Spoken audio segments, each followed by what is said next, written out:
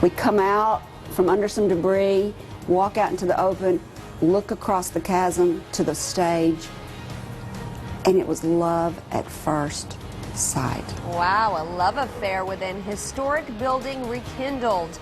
Dreamland Ballroom featured in tonight's History Matters. These stories and more coming your way in 1 minute. You're watching KARK4 News at 10 with Bob Clausen, Melissa Seamus, and meteorologist Brett Cummins. It was known as an old juke joint that played host to some of the biggest names in music back in the day. But a Little Rock woman is now hoping to breathe new life into a dream. The Dreamland Ballroom, that is. That's coming up in History Matters. Now, more local information from KARK4 News. It's a project that has been in the works for 20 years. On the corner of 9th and State Street is a building that stands as a monument to Arkansas's black history and very rich musical heritage. In our History Matters report tonight, KARK4's Pete Thompson takes us on a trip to the Dreamland Ballroom. The Taborian Hall has cemented its place in history. In the early 1900s, this building was run by the organization known as the Knights and Daughters of Tabor. Black lawyers and doctors had offices on the second floor. But after 2 world wars and desegregation, this once respected community turned into a red light district. In the late 20th century, the building became a haven for the homeless.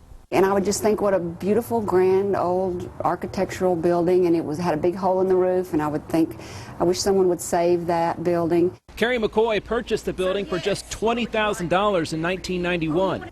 Although it was literally falling apart, she couldn't believe what she found after a dangerous hike to the 3rd floor. We come out from under some debris, walk out into the open, look across the chasm to the stage, and it was love at first sight. She found the Dreamland Ballroom, a venue forgotten for decades. I got a woman. But some research quickly revealed this was a place where some of the greatest musical artists in history cut their teeth. And this was really a late-night place back in its heyday for performers to come play shortly after they finished a concert over at the Robinson Center. And everybody says this place had the best dance floor in town. They used to say the floor would swing, and they said it had the best swing floor in the town. From the 30s to the 50s, this place was swinging and rocking. Ray Charles, Louis Armstrong, B.B. King, Duke Ellington, and Etta James all played the ballroom. And things here could get rowdy. Folks, here's this story about Minnie the Moocher. You could say jazz legend Cab Calloway had a memorable night playing on this stage. And he tried to quit about 2 or 3 o'clock in the morning, and they held him at gunpoint and wouldn't let him stop till the sun came up.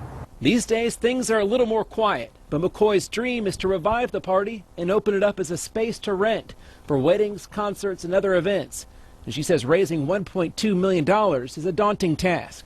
I just realized I could not renovate the Dreamland Ballroom by myself. It's not a profitable business. It's got to be, and it's too wonderful to try to keep private. And with so many colorful stories here, McCoy says some days she's just left to wonder if only these walls could talk. In Little Rock, Pete Thompson, KARK4 News. Wow. These walls may not be able to talk, but they can dance. Excellent story.